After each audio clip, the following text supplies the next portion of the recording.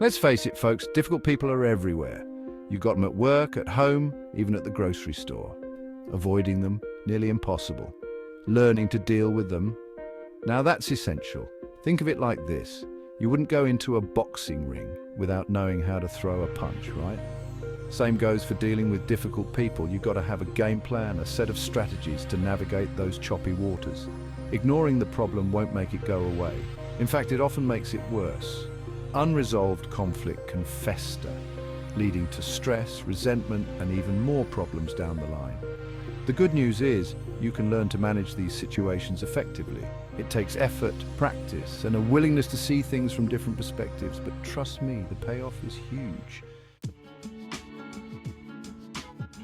First up, active listening. This ain't about just hearing the words, it's about truly understanding where the other person is coming from. Put down the phone, make eye contact, and really focus on what they're saying. When you listen actively, you show the other person that you respect them and their feelings. This can be disarming, especially if they're used to being dismissed or ignored. It can help lower the temperature and create a more productive environment for communication. For example, imagine a co-worker complaining about a project. Instead of interrupting or offering solutions, try saying, "I hear that you're frustrated with how this project is going. Tell me more about what's bothering you." This shows you're truly engaged and ready to understand their perspective. Active listening is a powerful tool for de-escalating conflict and building bridges of understanding. It's about putting aside your own agenda for a moment and truly tuning into the other person's experience. Next up, empathy. This is about putting yourself in the other person's shoes and trying to see the situation from their point of view. It doesn't mean you have to agree with them, but it does mean trying to understand their perspective.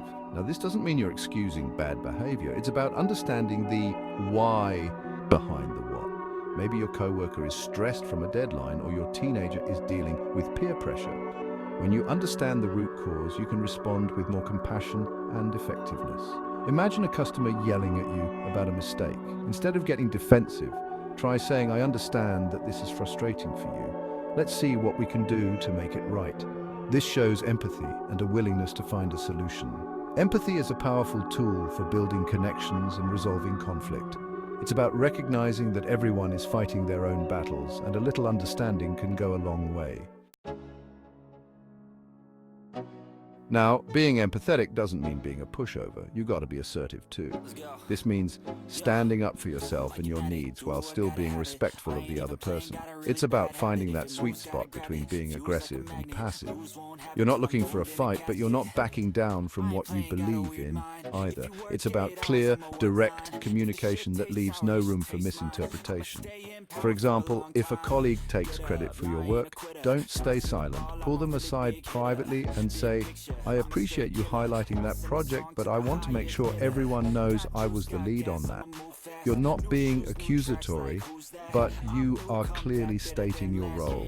Assertiveness is about advocating for yourself while maintaining healthy boundaries. It's about communicating your needs and expectations clearly and respectfully, even in challenging situations. Section 5. Strategy 4. Staying cool, don't get caught in the crossfire. Listen, when things get heated, it's easy to get caught up in the moment.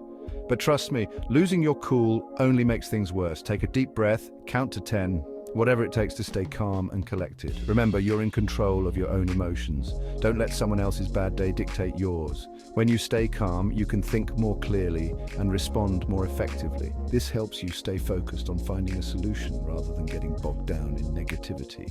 Let's say a family member starts an argument. Instead of firing back, try saying, "I can see that you're upset, but I need a minute to cool down before we continue this conversation." This gives you a chance to gather your thoughts and approach the situation with a level head. Staying calm under pressure is a sign of strength, not weakness. It allows you to navigate difficult situations with grace and composure, even when you'd rather scream into a pillow.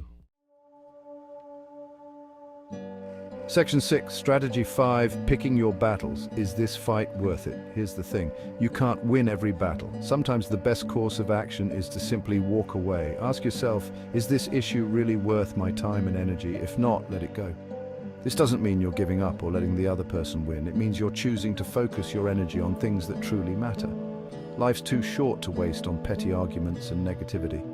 For example, if a stranger is rude to you in line at the store, is it worth engaging? Probably not. But if a coworker is constantly undermining your work, that's a battle worth fighting. Picking your battles wisely is about conserving your energy for the things that truly matter. It's about knowing when to stand your ground and when to simply let go and move on. Section 7. The power of emotional intelligence, knowing yourself and them. Now let's talk about emotional intelligence. This is the ability to understand and manage your own emotions, as well as recognize and respond appropriately to the emotions of others. It's about being self-aware and socially aware. When you're emotionally intelligent, you're better equipped to handle difficult people. You can read their emotions, anticipate their reactions, and adjust your approach accordingly. It's like having a secret weapon in your back pocket. For instance, if you know a colleague tends to get defensive when criticized, you can approach feedback differently. Instead of directly pointing out flaws, you might ask open-ended questions that encourage self-reflection. Emotional intelligence is a key ingredient in successful relationships, both personal and professional. It's about developing self-awareness, empathy, and strong communication skills to navigate the complexities of human interaction. Section 8. Setting boundaries. Drawing the line for healthy interactions. Boundaries, folks, boundaries. These are essential for healthy relationships. They define what you will and will not tolerate from others. Think of them as your personal fence line, protecting your emotional well-being.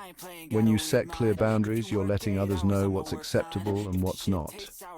This helps prevent misunderstandings, resentment, and unnecessary conflict. It's about protecting your own peace of mind. For example, you might set a boundary with a friend who constantly cancels plans at the last minute. You could say, "I value our friendship, but I need you to be more respectful of my time. If you cancel on me again, I'm going to stop making plans with you." Setting boundaries isn't about being mean or controlling. It's about taking care of yourself. It's about communicating your needs and expectations clearly and respectfully so you can have healthy, fulfilling relationships. Section 9. Real-life scenarios. Applying the strategies in action. Let's put these strategies into action with some real-life scenarios. Scenario 1. The micromanaging boss. Your boss constantly looks over your shoulder and criticizes your every move. Solution. Use active listening to understand their concerns, reassure them of your competence, and assertively set boundaries by requesting clear expectations and deadlines. Scenario 2. The gossiping coworker. A coworker constantly spreads rumors and negativity. Solution. Avoid engaging in gossip. If they try to draw you in, politely excuse yourself or change the subject.